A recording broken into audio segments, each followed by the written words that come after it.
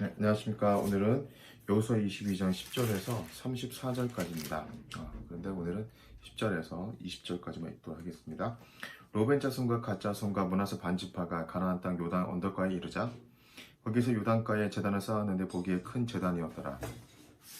이스라엘 자손이 들어본즉 이르기를 루벤 자손과 갓 자손과 므낫세 반지파가 가나안 땅의 맨 앞쪽 요단 언덕가 이스라엘 자손에게 속한 쪽에 제단을 쌓았다 하는지라. 이스라엘 자손이 이를 듣자 곧 이스라엘 자손의 온 회중이 실로에 모여서 그들과 싸우러 가려 하니라. 이스라엘 자손이 제사장 엘르아살의 아들 비느하스를 길르앗 땅으로 보내어 로벤 자손과 갓 자손과 므낫세 반지파를 보게 하되 이스라엘 각 지파에서 한 지도자씩 10지도자들을 그와 함께하게 하니 그들은 각기 그들의 조상의 가문의 수령으로서 이스라엘 중에서 천부장들이라. 그들이 길르앗 땅에 이르러 루벤 자손과 갓 자손과 므낫세 반지파에게 나아가서 그들에게 말하여 이르되 여호와의 온 회중이 말하기를 너희가 어찌하여 이스라엘 하나님께 범죄하여 오늘 여호와를 따르는 데서 돌아서서 너희를 위하여 제단을 쌓아 너희가 오늘 여호와께 거역하고자 하느냐.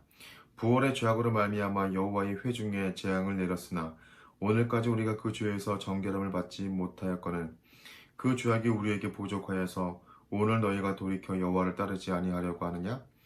너희가 오늘 여호와를 배역하면 내일은 그가 이스라엘 온 회중에게 진노하시리라. 그런데 너희의 소유지가 만일 깨끗하지 아니하거든 여호와의 성막이 있는 여호와의 소유지로 건너와 우리 중에서 소유지를 나누어 가질 것이니라. 오직 우리 하나님 여호와의 제단 외에 다른 제단을 쌓음으로 여호와를 거역하지 말며 우리에게도 거역하지 말라.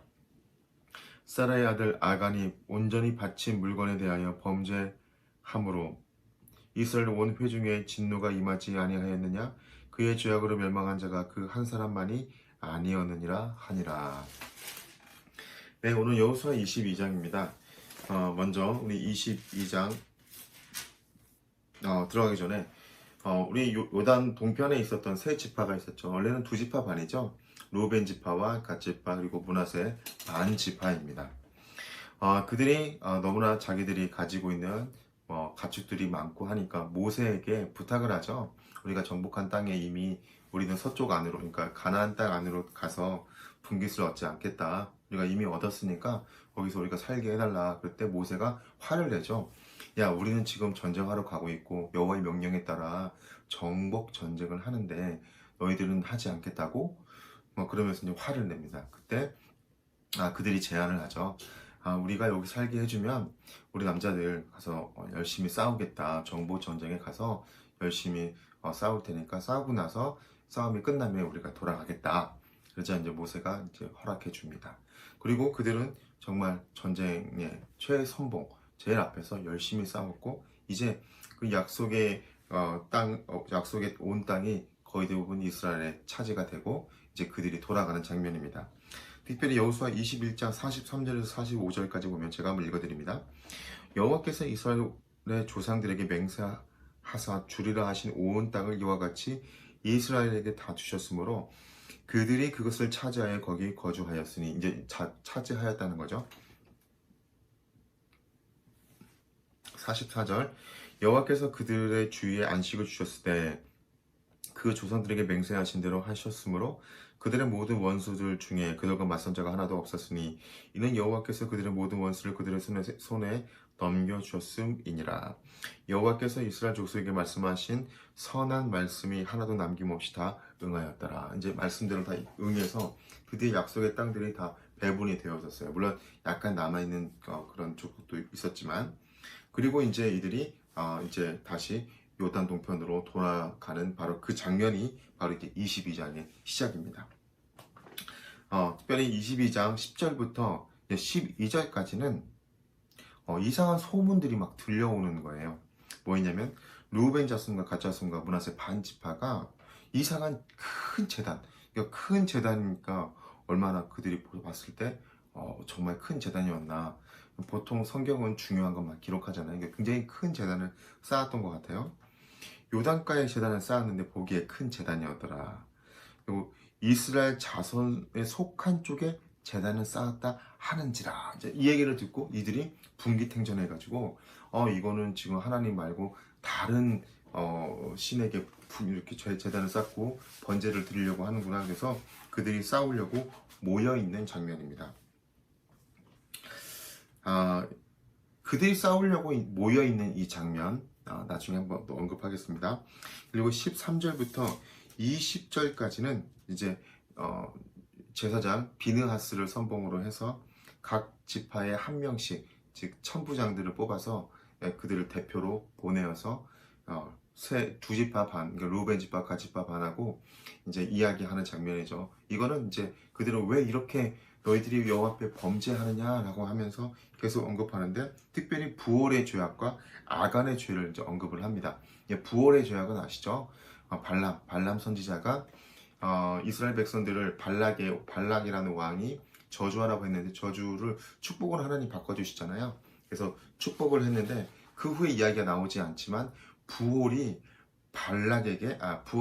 아들 이 발람이 발락에게 꾀를 내죠. 그래서 미디안 여자들을 이렇게 보내서 민수기 25장에 보면 이제 백성들이 음란을 행하게 되고, 그래서 24,000명이 이제 우상숭배로 결과로 이제 죽게 되잖아요. 근데 비느하스가 이제 고스비라는 미디안 여자와 시몬이라는 이런 또 그 족속의 이런 음행하는 것을 창으로 찔러 죽임으로써 여호와의 분노가 끝이 나고 비느하스는 대대손손 제사장을 이어가겠다라고 약속까지 해주시잖아요. 그런 부올의 죄악에 대해서 언급을 합니다. 그에 대한 죄악에 재앙을 내렸으나 17절 오늘까지 우리가 그 죄의 정결함을 받지 못하게 돼. 아직 그 죄에 대한 여파가 남아있다라는 거예요. 그리고 20절 세라의 아들 아간이 온전히 바친 물건에서 이제 범죄함으로 이스라엘 온 회중에 진노가 임하지 아니한, 그러니까 그 36명 넘게 아이성에서 싸워서 죽었던 그 사건을 가리키는 거죠. 그러니까 굉장히 지금 예민해져 있는 그 상태입니다. 자, 그리고 이제 21절부터 마지막까지는, 특별히 29절까지는 이제 루벤 지파와 갓 지파와 므낫세 반 지파가 이제 변론하는 장면이죠. 우리는 그런 의도가 아니었다. 다른 제단, 다른 신을 섬긴 게 아니었다. 22절 전능하신 자 여호와 하나님, 전능하신 자 하나님 여호와께서, 이거 보면 히브리어로 엘로임 여호와, 그러니까 엘은 전능하신 자, 엘로임은 경배 받으시는 분, 여호와는 진실로 존재하신 언약의 하나님을 이제 가리키거든요. 그러니까 세 가지 이름을 언급한 거예요. 그러니까 우리는 다른 신이 아니라 하나님을 섬기는 거다. 우리는 하나님 지금도 섬기고 있다라고 하면서 쭉 변론을 이야기하는 이 장면들이 이제 언급이 되어 있습니다. 그리고 마지막에는 모든 사람들이 화해하고 웃고 떠나는 거죠. 조금 디테일하게 한번 들어가겠습니다. 일단 10절부터 12절까지 해서 온 회중이 화가 나고 뭔가 이렇게 싸우려고 했던 이유가 있습니다. 뭐냐면 이런 그 레위기 17장 8절에서 9절까지 한번 제가 읽어드리겠습니다. 그들이 싸우려고 했던 이유입니다. 레위기 17장 8절에서 9절 너는 또 그들에게 이르라. 이스라엘 집 사람이나 혹은 그들 중에 거류하는 거류민이 번제나 제물을 드리되 회막문으로 가져다가 여호와께 드리지 아니하면 그는 백성 중에서 끊어지리라. 그러니까 회막문으로 가서 드리지 아니하면, 그러니까 회막이 아닌 다른 곳에 드리면 큰일 난다는 거죠. 그리고 신명기 13장 12절에서 16절까지 제가 읽어드립니다. 내 하나님 여호와께서 내게 주어 거주하게 하시는 산 성읍에 대하여 내가 소문을 들리기를, 너희 가운데 어떤 불량배가 일어나서 그 성읍 주민을 유혹하여 이르기를 너희가 알지 못하던 다른 신들을 우리가 가서 섬기고자 한다 하거든. 너희는 자세히 묻고 살펴보아서 이러한 가증한 일이 너희 가운데 있다는 것이 확실한 사실로 드러나면 너는 마땅히 그 성읍 주민을 칼날로 죽이고 그 성읍과 그 가운데 거주하는 모든 것과 가축을 칼날로 진멸하고, 헤렘이죠. 오늘 담임 목사님 설교하신 대로 헤렘이죠.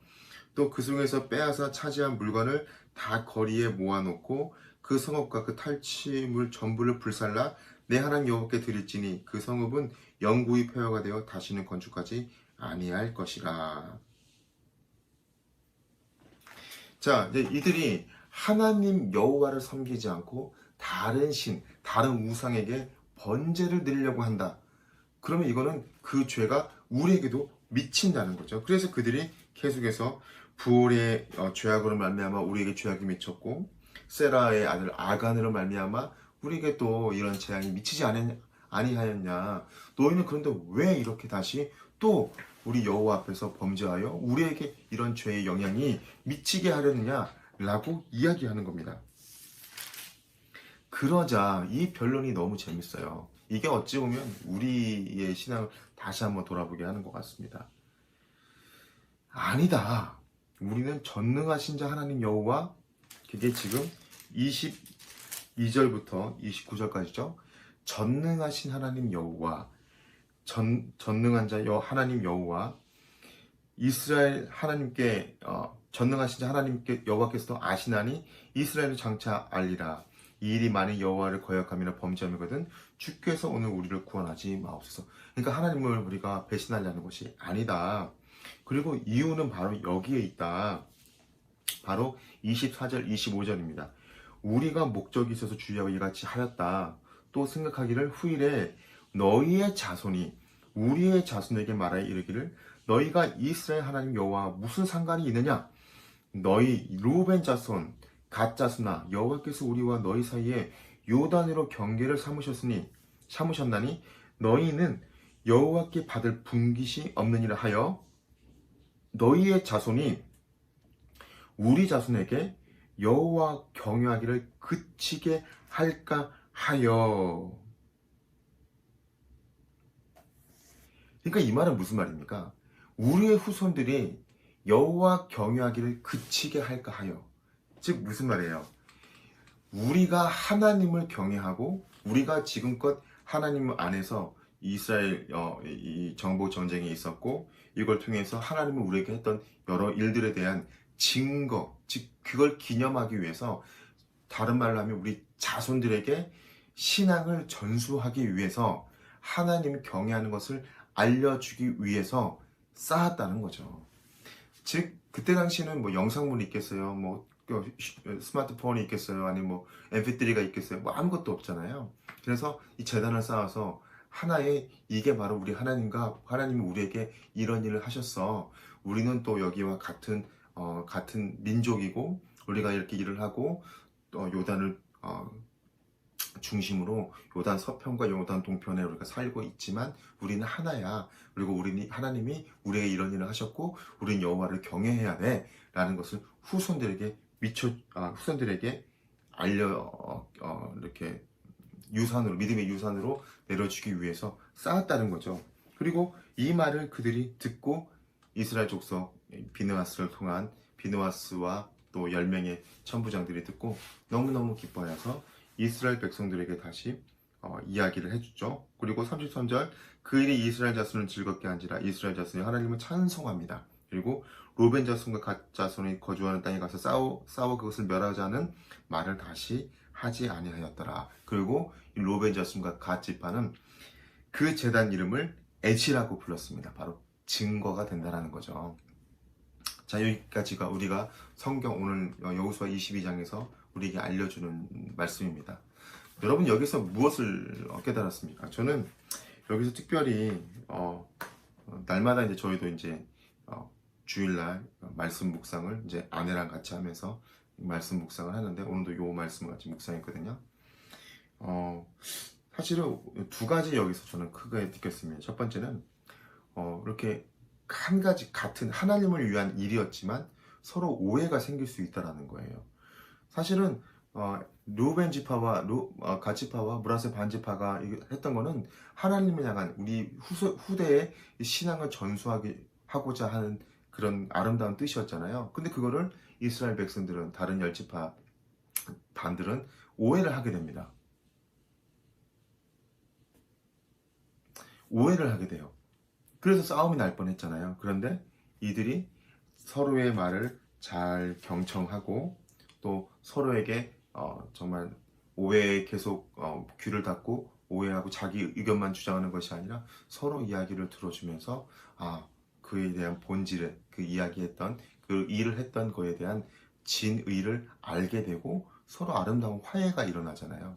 그래서 이걸 보면서 우리가 하나님의 일을 하면서 다툴 수도 있고, 교회 내에서도 또 뭐 학교에서도 뭐 믿는 사람들끼리도 다툴 수도 있잖아요. 그러면 그럴 때 우리가 서로 이야기를 경청하면서 어떻게 하면 어떻게 하면 서로를 이해할까? 이게 노력한다면 서로 싸우지 않고 아름다운 화해가 이루어져서 하나님께 찬송할 수 있지 않을까라고 싶습니다. 가정에서 특히 부부, 또 자녀 사이, 친구, 또 교회에서 뭐 여러 뭐 사이도 있지만 또 목회자들과 사역자들과의 사이, 또 기관자들과의 사이, 또 그 구역에 있는 또 각 기관에 있는 분들과의 그런 어떤 사이가 나도 모르게 오해해서 틀어질 수 있잖아요. 이럴 때 우리가 서로 상대방 입장에서 듣고 경청한다면 이렇게 아름다운 화해를 이루지 않을까 생각이 되었고, 두 번째는 루벤 지파와 그다음에 갓 지파와 므낫세 반 지파의 이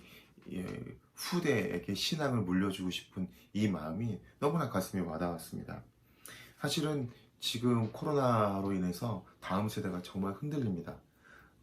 정말 많이 나오지 못해서 같이 활동하지 못하는, 영상으로 들을 때 그 제한적인 이런 예배를 통해서 어떻게 하면 다음 세대가 정말 좀 더 하나님 안에서 다이나믹하고 하나님의 살아계심을 우리가 같이 피부로 와닿고 느끼면서 교제하면서 아름다운 이런 예배를 드릴 수 있을까라는 고민이 정말 많습니다. 그런데 이 루벤 지파와 갓 지파와 므낫세 반 지파가 정말 자기의 신앙, 이 여호와 경외하는 것을 후대에게도 알려주기 위해서 이런 재단을 쌓았던 걸 생각하면서, 그럼 나는 후대에게, 또 내가 가르친 아이들에게, 또 나중에 우리 가정에 태어날 아이들에게 어떻게 내가 복음을 우리 하나님 믿는 신앙을 증거해 줄 수 있을까 라는 고민을 해봤습니다.